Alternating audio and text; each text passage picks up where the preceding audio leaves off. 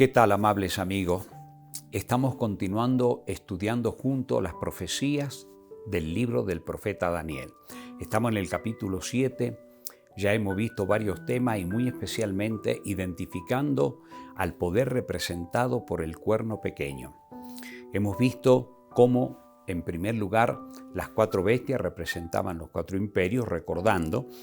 El primero fue Babilonia, luego vino Medo-Persia, luego vino Grecia, luego vino Roma, luego vino el desmembramiento de Roma en las 10 hordas bárbaras, y en ese proceso histórico crecía la potencia representada por el cuerno pequeño. Hemos visto ya 7 identikid, identificando cómo la iglesia cristiana de los primeros siglos fue cruelmente perseguida por la Roma imperial. Pero como Satanás vio que eso no le surtía efecto, porque a la luz de la Escritura sabemos que los hijos de Dios que mueren en Cristo Jesús son hijos de resurrección. Jesús dijo: el que cree en mí ha pasado de muerte a vida, y la resurrección de los muertos será la escena cuando el Señor vuelva en gloria y majestad. Entonces Satanás, como él ya perdió la vida eterna, él lo único que quiere es que nosotros no heredemos lo que él ha perdido. Y es por eso que él tiene que tratar de destruirnos en la fe. Entonces el muy osado hace que se conviertan de nombre algunos, por ejemplo, Constantino el Grande, y entonces él lanza el edicto de Milán en el 313, no se persiga más lo cristiano, y de la noche a la mañana los obispos empiezan a ingresar a las cortes imperiales y a ser, ¿verdad?, jerarquizados por la Roma imperial, y empiezan a hacer las grandes concepciones, como ya hemos visto en los 4 temas, solamente destacando acerca del cuerno pequeño. Hemos visto cómo la fe se corrompió en Roma, hemos visto cómo los obispos se jerarquizaron, hemos visto cómo tomaron las prerrogativas divinas a los obispos de Roma. Habíamos visto que el Señor Jesús dijo: no llaméis Padre vuestro a nadie en la tierra, porque uno es vuestro Padre, el que está en los cielos. Todos esos detalles lo hemos visto, ahí están filmados los temas para que ustedes los repasen. Hoy vamos a ver la última fase de esta potencia. ¿Qué decía la Escritura que iba a ocurrir para que el obispo sea finalmente jerarquizado? Fecha que ocurrió exactamente en el año 538. Vamos a ver lo que dice la palabra de Dios. Vamos a leer el versículo 20 y 24 del capítulo 7. Dice: asimismo, acerca de los 10 cuernos que tenía en su cabeza, y del que le había salido, delante del cual habían caído 3, y este mismo cuerno tenía ojo y boca, que hablaba grandes cosas y parecía más grande que sus compañeros. Y el verso 24 dice: y los 10 cuernos significan que de aquel reino se levantarán 10 reyes, tras ellos se levantarán otro, el cual será diferente de los primeros, y a 3 reyes derribará. Tenemos que ver también el dato histórico que coincide perfectamente. Resulta que 3 hordas bárbaras, que eran los érulos, los vándalos y los ostrogodos, se posesionaron prácticamente en el centro de Italia. Y ellos aceptaron la fe arriana. Un párroco de Alejandría, Arrio, había surgido con la idea de que Cristo era una criatura inferior al Padre, que fue el primer Dios creado, ¿verdad? El Dios menor. Esa es la idea que hoy sustentan algunos sistemas religiosos también. Pero no solo eso, ellos no querían que el obispo de Roma sea jerarquizado, eran un obstáculo prácticamente para eso. Entonces viene el emperador Justiniano y lanza las guerras contra ellos, y exactamente en el año 493 a.C. caen los érulos. En el año 543 caen los vándalos, y en el año 538 los ostrogodos. La importancia acá de los ostrogodos es que en el año exactamente 538 es la fecha que Justiniano, una vez limpiado prácticamente ese cuadro que obstaculizaba la jerarquización del obispo de Roma, Justiniano lo levanta y dice: él es el jefe del Sacro Imperio Universal. Y de allí para adelante, como vamos a ver enseguida, de acuerdo al cálculo y a la fecha exacta que da la profecía, esta potencia iba a ser una persecución tremendo en la faz de la tierra durante 1260 años. Perseguir, destruir y matar a los hijos de Dios. ¿Qué nos decía la palabra de Dios? Verso 21 de acá del mismo capítulo 7. yo veía que este cuerno hacía guerra contra los santos y los vencía. El verso 25, y hablará palabras contra el Altísimo y a los santos del Altísimo quebrantará. Amigo, ¿a quién llama santo la palabra de Dios? Cuando estudiamos la Biblia se habla de los santos vivientes. El Dios eterno dijo, sed santos porque yo soy santo. En este mundo, la santidad significa vivir a la altura de los principios que emanan de la santísima ley de Dios, que es el trasunto de su carácter y es la que revela los principios del reino eterno de nuestro Padre. Veamos qué dice el libro del Apocalipsis con respecto sobre quiénes Satanás trabaja para atacarlos y perseguirlos. En el capítulo 12, el verso 17 dice así: entonces el dragón se llenó de ira contra la mujer. La mujer, en la Biblia tenemos una mujer pura y tenemos una mujer ramera. Cuando se estudia todo eso, ya hemos estudiado también gran parte de los temas en este sistema, hemos visto realmente que la mujer pura representa a la iglesia cristiana que mantiene la pureza de la verdad. Y cuando una iglesia se corrompe y le es infiel a Dios y va atrás del paganismo, Dios le llama ramera. Eso está también de paso, léalo en Ezequiel capítulo 16, cuando Israel, el pueblo de Dios a quien Dios llamó para que irradie el mensaje de redención en este mundo, antes que llegara el Mesías Redentor, para que el mundo se preparara para recibir al Mesías, Israel se corrompía atrás de los dioses paganos, sacrificaba a sus niños en los altares de ellos, todo, y el Señor le dice, obra de una ramera desvergonzada. Pero mis amigos queridos, miren a quién le llama santo la Biblia. Sigue diciendo verso 17, entonces el dragón se llenó de ira contra la mujer, la iglesia, y se fue a hacer guerra contra el resto de la descendencia de ella, los que guardan los mandamientos de Dios y tienen el testimonio de Jesucristo. Y en el capítulo 14, el versículo 12, añade algo más también acerca de este remanente fiel, y dice allí: he aquí está la paciencia de los santos, los que guardan los mandamientos de Dios y la fe de Jesús. ¿Qué tal? Así que por lo tanto ahí tenemos nosotros una revelación en la Sagrada Escritura, ¿verdad?, de cómo este sistema iba a ser una persecución tremenda en la historia de la humanidad para perseguir a los hijos de Dios. Por ejemplo, si nosotros vamos, acá tenemos en primer lugar unos datos impresionantes que los vamos a leer y ustedes van a ver el material donde se encuentra escrito estos datos. Dice así: en el año 1208, el Papa Inocencio III proclamó una cruzada contra los valdenses y los albigenses, y en ella perecieron 1 millón de hombres. Desde que se fundó la Orden de los Jesuitas en 1540 hasta 1580, se dio muerte a 900.000 personas, como 150.000 hizo perecer la Inquisición. En 30 años, los Países Bajos, 50.000 personas fueron ahorcadas, decapitadas, quemadas, enterradas vivas por el delito de herejía. En el plazo de 38 años desde el edicto de Carlos V, ¿verdad?, contra los protestantes hasta la paz de Cateau, Cambridge, en 1559, en el espacio de 5 años y medio, durante la administración de Duque de Alba, también murieron miles de personas entregadas al verdugo. Que la Iglesia de Roma haya derramado más sangre inocente que cualquier otra institución que haya existido entre la humanidad es algo que no podrá en duda ninguna persona que está medianamente instruida en la historia. En otra parte dice, en una carta del Papa Martín V, 1417-1431, se encuentra la siguiente instrucción dirigida al rey de Polonia: sabed que el interés de la Santa Sede y lo de vuestra corona os imponen el deber de exterminar a los husitas. Recordad que esos impíos se atreven a proclamar principios de igualdad, sostienen que todos los cristianos son hermanos y que Dios nos ha dado a hombres privilegio el derecho de gobernar las naciones.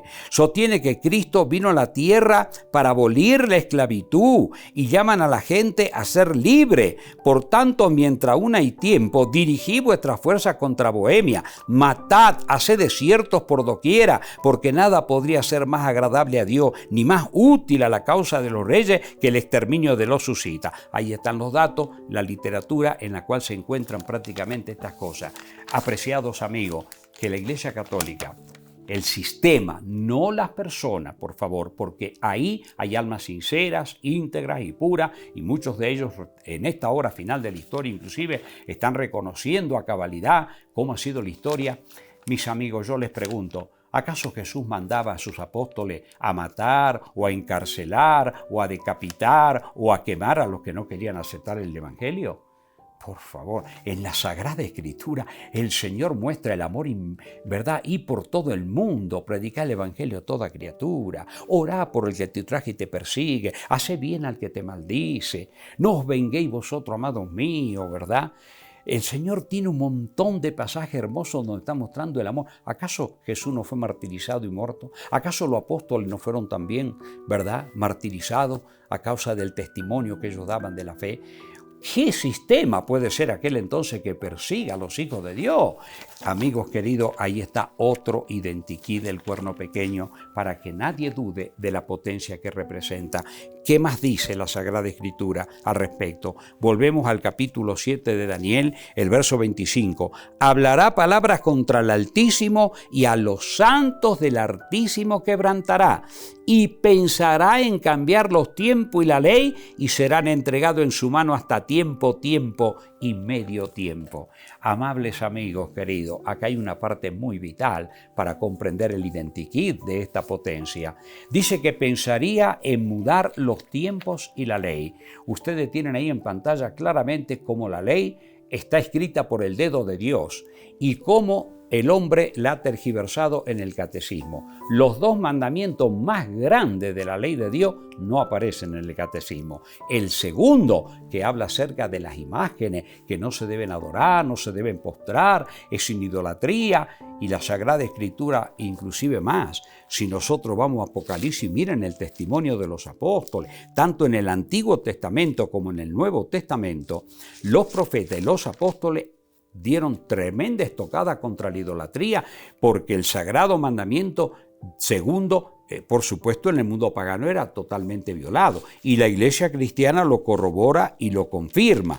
Así que, por lo tanto, en Apocalipsis, fíjense en ustedes, el capítulo 9 y versículo 20, y los otros hombres que no fueron muertos con estas plagas, ni aún así se arrepintieron de la obra de sus manos, ni dejaron de adorar a los demonios y a las imágenes de oro, de plata, de bronce, de piedra y de madera, las cuales no pueden ver, ni oír, ni andar. ¿A quién adoran las personas sin darse cuenta? Muchos de ellos lo hacen con sinceridad de corazón, pero cuando disciernen la verdad, la palabra de Dios bien clara, adoran a los demonios, porque el instrumento que ha hecho que se destruya la fe pura de la iglesia primitiva apostólica es el mismo Satanás. Ahora, mis amigos, dice tiempo, tiempos y medio tiempo. ¿Qué significa esto? Cuando vamos al arameo, la palabra tiempo, ahí está en pantalla de paso un diagrama también, significa un año, 360 días. Ustedes dirán, ¿y por qué 360 días si el año tiene 365 días? Lo que pasa es que en profecía se computa con el año lunar, es el año que explica la Sagrada Escritura. Por ejemplo, les voy a dar un ejemplo nada más. Si ustedes van al libro de Génesis, esto es muy importante aclararlo, el capítulo 7, el versículo 11, cuando Dios mandaría el diluvio sobre la tierra, fíjense en lo que dice la palabra de Dios. Capítulo 7, 11. En el año 600 de la vida de Noé, en el mes segundo, a los 17 días del mes, aquel día fueron rotas todas las fuentes del gran abismo y las cataratas de los cielos fueron abiertas. O sea, el segundo mes, a los 17 días. Y cuando termina toda esa etapa del diluvio. Acá tenemos también otro texto en el mismo Génesis, capítulo 8, versículo 3 y 4. Y la agua decrecían gradualmente de sobre la tierra y se retiraron las aguas al cabo de 150 días. Y reposó el arca en el mes séptimo a los 17 días del mes sobre los montes de Ararat. Fíjese, comenzó el segundo mes a los 17 días y reposó el séptimo mes a los 17 días. O sea, pasaron 5 meses, 150 días. Si yo multiplico 30 por 5, 150. O sea, los meses lunares tenían 30 días. Así que, por lo tanto, cuando dice tiempo, en arameo, es un año, 360 días. Y se dice tiempo, pero no especifica la cantidad. En otras partes habla de 7 tiempos, de 8 tiempos, la escritura, pero cuando hay una ley en el arameo, cuando no se especifica la cantidad y dice tiempo, tiempos es el mínimo del plural, o sea, 2 años, serían 720 días. Y si dice medio tiempo, son 180 días. Si sumamos esta cantidad, nos da exactamente 1260 días. Pero ¿qué ocurre ahora con los 1260 días? Cuando nosotros vamos a las profecías, vamos al libro de Números, por ejemplo, para ver cómo la palabra de Dios califica el día profético. Número capítulo 14, el versículo 34, allí leemos nosotros lo siguiente.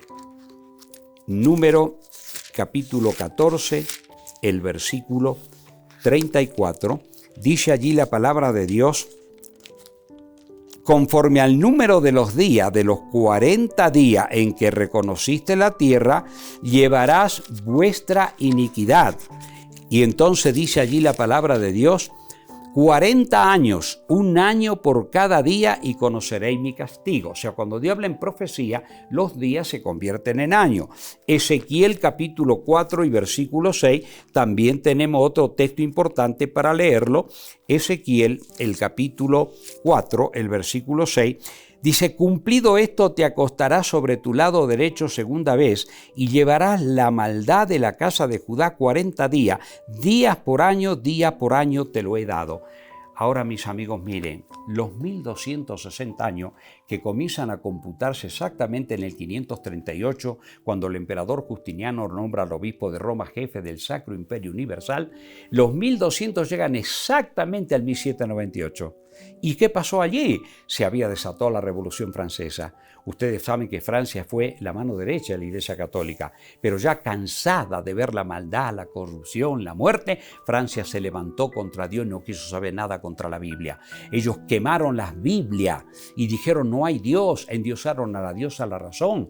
Y exactamente en el 1798, cumplidos los 1260 años, el general Napoleón Bonaparte envía al general Berthier y llevan preso al Papa ahí, que estaba vigente en ese momento, a la ciudad del Finato en Francia, le confisca las tierras del Vaticano y exactamente llega un momento histórico con don Benito Mussolini, recién en el 1929. Hay algunos datos históricos para ver todo eso. Recién Francia le devuelve las tierras, ya antes ya se lo había devuelto al a Italia, y recién Italia le devuelve al Vaticano sus tierras. Esa herida mortal también, cuando se estudia las profecías de Apocalipsis, el capítulo 13, se ven esos detalles, cómo iba a ocurrir todo eso. Así que, amigos, miren, ahí tenemos los 10 identikit que identifican al cuerno pequeño, lo hemos analizado perfectamente. Pero yo, para terminar ahora esta parte del capítulo 7, para dejar una pauta para entrar luego al capítulo 8 y 9, que también vamos a una profecía descollante de cuándo tenía que comenzar el juicio preadvenimiento en el cielo o juicio investigador. Antes que Jesús vuelva en gloria, tenía que quedar determinado quiénes serán los que se van a salvar. Y miren lo que dice Daniel capítulo 7, después de mostrar el poder del cuerno pequeño, el tiempo que operaría después de 1798, sin especificar fecha acá. En el capítulo 8 y 9 vamos a ver el detalle de los 2300 años proféticos que menciona ahí la profecía, cuándo iba a ocurrir eso. Pero miren qué interesante el versículo 26 y 27 del capítulo 7.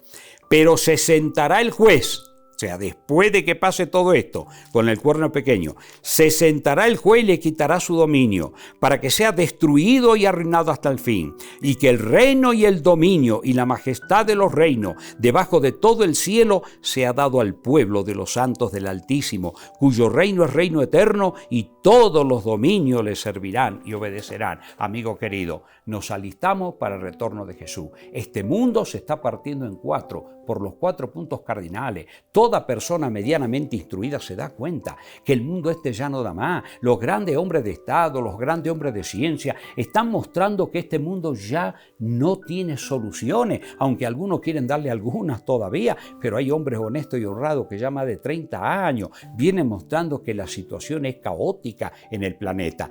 qué decía en la Sagrada Escritura milenios antes, cuando Jesús iba a volver a la tierra, sin especificar día y hora. Nos decía exactamente el caos que iba a estar en el mundo. Guerra, rumores de guerra, pestes, hambres, terremotos, todo el desequilibrio que hay en el planeta Tierra. Amigo mío, que Dios te bendiga. Que te alistes y te prepares, y que al estudiar las profecías no es solamente estar informado de todo lo que pasó y de lo que pasará, es estar alistándonos y preparándonos para las mansiones eternas. Es nuestro Padre eterno que nos advierte de los peligros, porque Satanás y sus ángeles están en esta tierra, amigo. Y Él quiere que la gente lo ignore. Hasta se burlan haciendo broma de un bicho feo, con cuerno, con horquilla. No, Señor, Él ha sido un ángel bello, perfecto, el que comandaba la hueste angélica. Y Él, amigo, sabe muy bien cómo destruir la fe en los hijos de Dios. Así que, por lo tanto, el único que te da la potestad para vivir íntegramente en su verdad es el poder de lo alto. Si Dios con nosotros, ¿quién contra nosotros? Que Dios te bendiga. Permíteme terminar este tema con una oración. Querido Padre, gracias infinita por todas estas revelaciones. Alístanos, oh Dios, para la mansión eterna, y que todo esto que predicamos y exponemos a la luz de tu palabra sea solo para advertirnos y para que aún nuestros hermanos que están errados puedan arrepentirse y un día podamos formar parte de tu reino eterno de gloria. Bendícenos a todos en el nombre de Jesús. Amén. Muchas bendiciones.